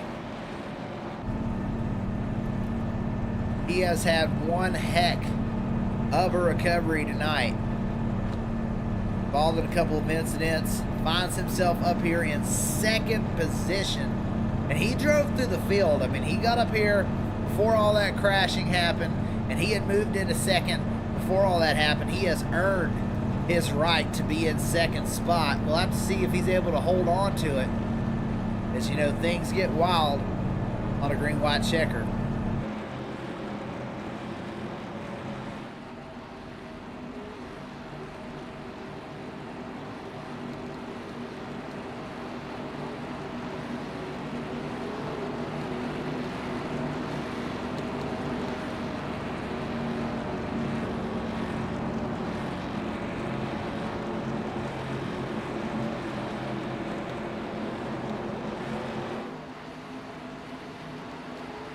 Number 17 out front in that old Darrell Waltrip scheme. Darrell Waltrip, pretty sure he won 84 races in the Cup Series, and most of that winning was in a car of this year or very similar back in the 80s. So he is channeling his inner Darrell Waltrip right now. Colin Willems going to take us down to the green flag. There he is. And everyone looks like has a pretty good restart.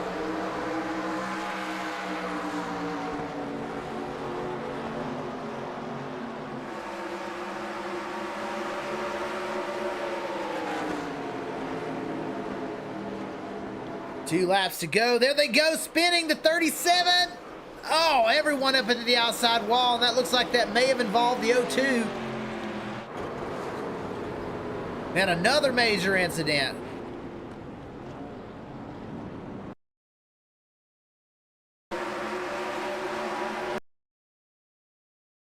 Not sure if the 37 got loose.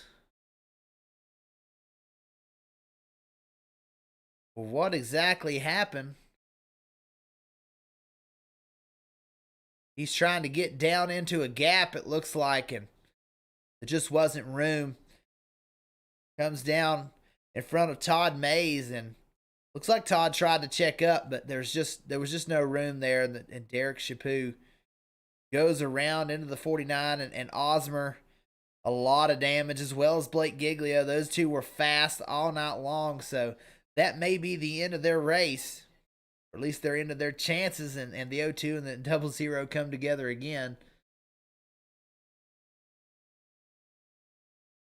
27 gets spun. He had just taken his faster pair.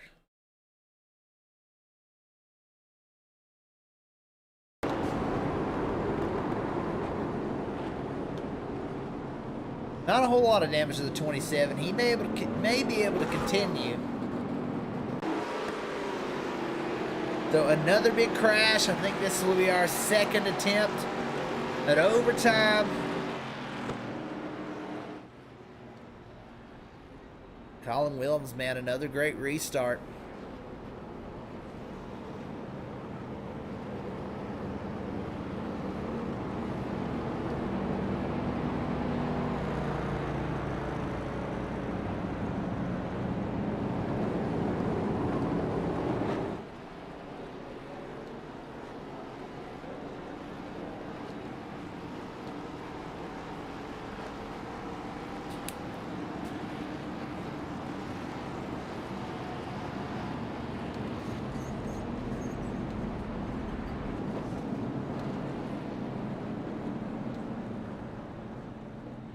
Joseph Wright in 10th. He pits. TJ Floyd in. He'd already taken his fast repair, so don't believe they're going to be able to get that car back out and running. He's missing the whole left front suspension. Tony Brennan, he comes back out. Quite a bit of damage on that car, but he's going to try and finish it off. Derek Chaput, he gets it rolling again. Like Blake Giglio's called a night after that one.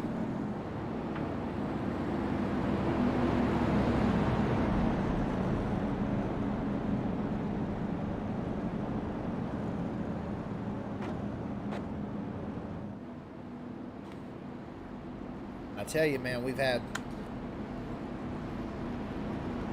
started out rough, caution on the first corner, and then, man, some great green flag racing. This race has been great. So many green flag laps, a couple of long green flag runs. We have had a few cautions. We've had 3 or 4 in the last few laps. This is our second attempt at overtime, but man, a lot of great green flag racing. A lot of action on the track. These 1987 NASCAR cars have proven to be entertaining, to say the least. Pelican Snoballs Superspeedway series, man, each week continues to be entertaining. The switch cars every week. You got to try and find a way to make it a little more entertaining when you're only racing 3 tracks. And so what these guys have done, what Dylan Redding has done by making this just cars switching out each week. They added these 1987 cars, and a lot of guys were skeptical. You know, we do have a lot of wrecked race cars, but I got to tell you, it's been entertaining. And those guys that were up front that have obviously have a lot of experience in these race cars, man, it's been entertaining, no doubt.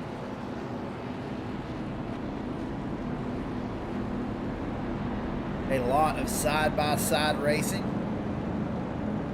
It looks like we're going to have 11 cars still out there able to win this race.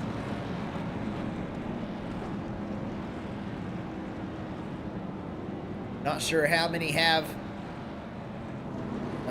so much damage that they're really not able to compete. But you see that 77 there down on the inside lane. A lot of nose damage to his car. But, man, he has driven up through here. He's been just as fast as anybody else. So, damage in these 1987 cars, not as effective on the speed as it is on today's Cup cars.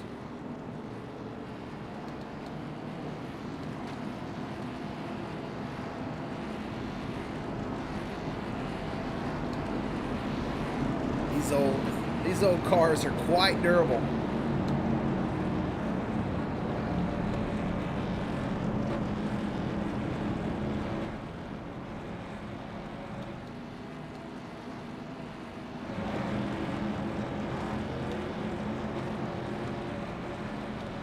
That's who we've got left out there running. 11 cars on the lead lap. Joseph Wright, 88 on your screen. 82 is what he's being scored under. He's the last car on the lead lap. All the other 4 cars out there are all a lap down.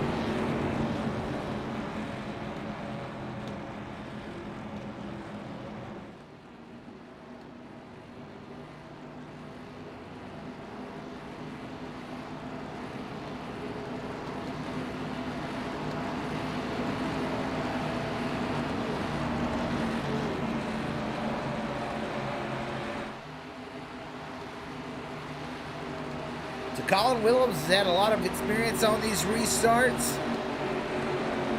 He's gone late, he's gone early. This may be the last restart of the race. If it isn't, we'll only have one more. He goes very early this time. Colin Williams with a good jump, but man, James Kunkel was ready for it.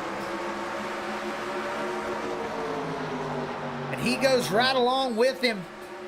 Cameron Austin on the inside.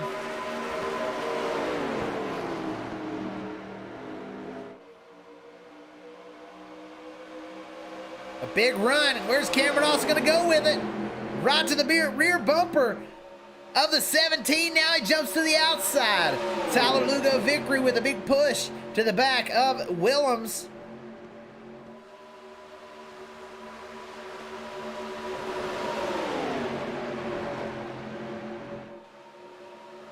Can anybody get enough of a run to make a move on Colin Willems? Tyler Lugo victory to the back bumper. He's touching the back of Colin Willems as they come around to take the white flag. Willems sideways, able to hold it. Kunkel now with the run on the outside.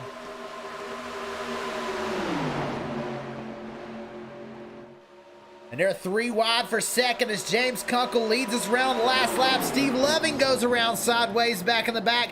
Oh, one sideways, several cars wrecking. That was the 52 of Cody Moore on the outside lane. He goes around sideways. Currently, Colin Willems is in the lead. He's up in the middle lane. James Kunkel down low. Oh, there's the 29 Lugo victory. He goes around. It's going to be a 3-car battle. They're 3 wide. Kunkel on the inside. Willems in the middle. They go wrecking. Who's going to be able to keep it straight? Derek Chaput's going to win. Derek Chaput able to drive through all the carnage, comes away with a victory. Who would have seen that one coming? James Kunkel takes second. Huge crash into the inside wall. Joseph Wright. He'll end up in third. And Colin Willems, Cameron Austin, those guys were battling for the win at the end, and they all go crashing. Let's take a look one more time. This time at Derek Chaput. Everybody goes crashing around him, and he drives right through the middle of it. Incredible finish, incredible finish.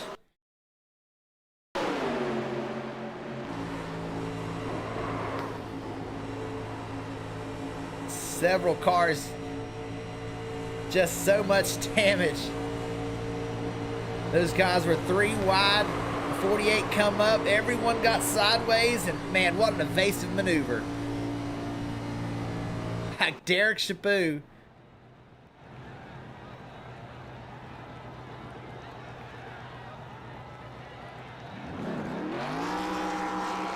There we go, donuts for our winner.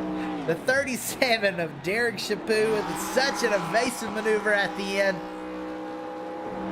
He wins a wild one here at Talladega in the 1987 NASCAR cars. Man, burn it down. You've earned it. No doubt about it.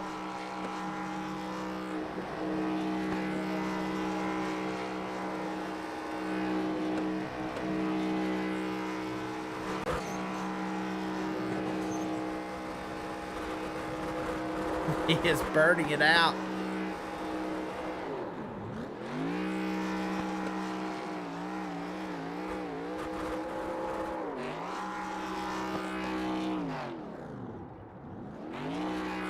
Derek Chaput, man, with some incredible donuts.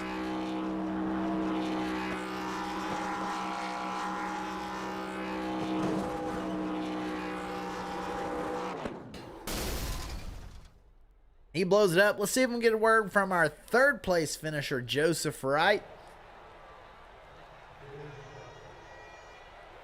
Hey, Joseph, this is Dakota on the broadcast booth. You got a copy? Hey, Dakota, I sure do. Man, what a wild race. As we were going through the week, and Dylan kind of put this out there that we were going to run the 1987 cars tonight, what was your thoughts on that? I knew it was going to be a wild one. These things are tough. And if you haven't turned any laps in them, that's the kind of race you expect there that we had tonight. So, Do you have much experience in these cars? I've turned a couple laps, especially when it first came out, and I kind of put it away, and haven't really messed with it since. But it was good just now. Yeah, I'm kind of the same way. How did your race look tonight? I mean, there was a lot of crashes, a lot of big crashes. Were you caught up in any of those? And as that final lap comes around, and basically everybody wrecked except for you and Derek Chaput. How did you come around on that last lap? Man, I was just buckling up and hoping I got through it all, hoping I was coming in first. But at the end of that, just watching where people were going and hopefully making it to that line. I thought I had second, but I looked left and somebody was going through the grass. I think they finished second across the grass there. Yeah, man, that was an insane race. You got anybody you'd like to thank? Yeah, I want to give a shout out to you, Dakota, for putting this thing on, and Dylan for running this league. And it's been fun so far. I love Superspeedway race to be able to run with my brother and some friends like Josh Hall and stuff. So it's been a good time so far.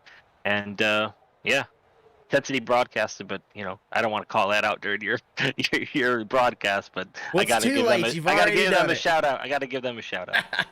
I feel you, man. All right, great job, man. Top 3. Just keep it going. All right. Well, that was 3rd place finisher Joseph Wright. Let's get a 2nd place interview with James Kunkel.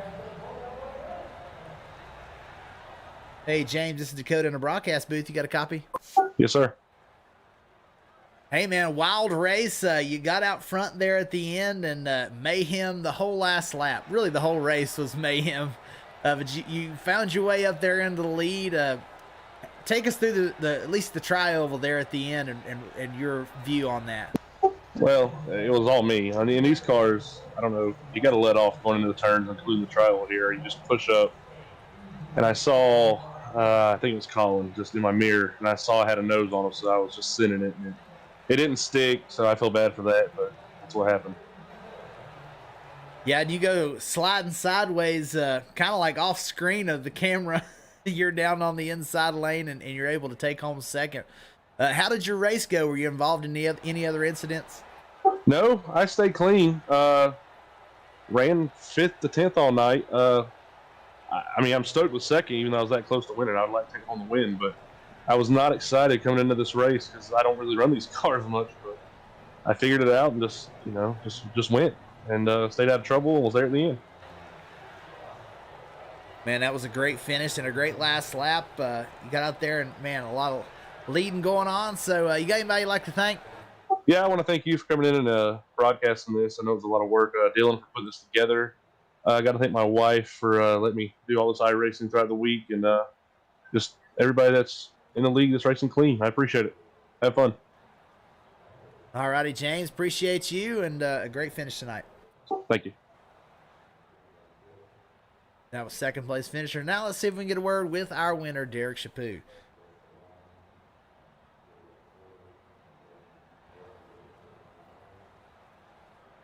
Hey, Derek, this is Dakota in the broadcast booth. You got a copy? Hey, buddy, I got you. Hey, man, a wild last lap. We hopped into your in-car camera there as you come around through 3 and 4 and across through the tri-oval, and there are 3 wide right in front of you. Did you think you had a chance? And when you saw them come up and start spinning, what was your thoughts in that moment? Oh, the whole time I was just praying that they'd get into each other. I was like, well, it's not going to happen, but I'll just stick him behind here. Hopefully I can get 3rd place. And then, like you say, they went up and wrecked, and I was able to squeeze by everybody. Yeah, man, it was a wild race. It was hard for me to keep up, but there was so many wrecks and so many big wrecks. I think you were involved in at least one other wreck in the night, weren't you? Yeah, I got tangled up in a few. On the first green-white checkered, I came down on, I think it was Todd Mays. That was definitely on me. Cody called me out and he said it gave me an advantage, though I had fresh tires and a fast repair, so I had a good car on that last lap for sure. Yeah, man, a wild race. You get out there and you lead the one that matters. What's your experience in these 1987 cars? And when it was announced that this is what they were going to be running tonight, did you think you had a shot at ending up in victory lane? The only thing I've ran in these was a few official races, and they were all at the small tracks. I think maybe Nashville and stuff like that. So whenever I got in here practice, I got maybe, I don't know, 10 laps in practice, and I was like, geez, these things are tight off the corners, and I wasn't sure how it was going to work out. My qualifying lap was terrible, but I don't know, I guess I got used to them a little bit and worked my way up a little bit, so it worked out. Yeah, these cars about 20 laps, they're 20 mile an hour faster into the corner, so pretty wild. You see you guys, if you go back and look at it, I mean, a lot of these cars are like sideways almost the entire corner. Did it feel like you were driving sideways the entire corner? Yeah, there was a bit of drifting going on there for sure. The other thing that surprised me is the runs you get in them. When you get drafting people and you pull out, you have some speed. Oh, no doubt. Well, you got anybody you'd like to thank tonight, Derek? I'd like to thank you up in the booth, and thank Dylan for running this Pelican Snowballs League. Thank all the my fellow drivers that are racing clean and making this fun every week. Absolutely. Well, great finish, Derek. You get the W, and a great evasive maneuver there at the end. That was a wheel man right there, no doubt about it. Thank you. All right, that was our winner, Derek Chaput. And once again, want to just give another shout out. If you haven't heard of it, you need to go check it out. The Logan and Cody Show on YouTube. They do a great show, and I got an interview last week. Go check that out if you want to hear that. Josh Hall had an interview on there as well. So we have our own segment for another league that I run. So go on there and check that out. They're about to release episode number 5 this week. Go check out the Logan and Cody Show. As for the Throttle Up Racing Network, Saturday night we will be in the Truck Series for the Southern Excitement Racing League. We will be running at Darlington. And then on Sunday night, we'll be at Pocono for the SCRL Cup Series presented by Simbox. So check us out. Keep up with us here on Throttle Up Racing Network.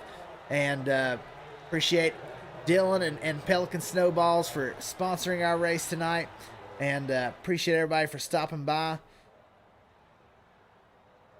We will catch you all next time.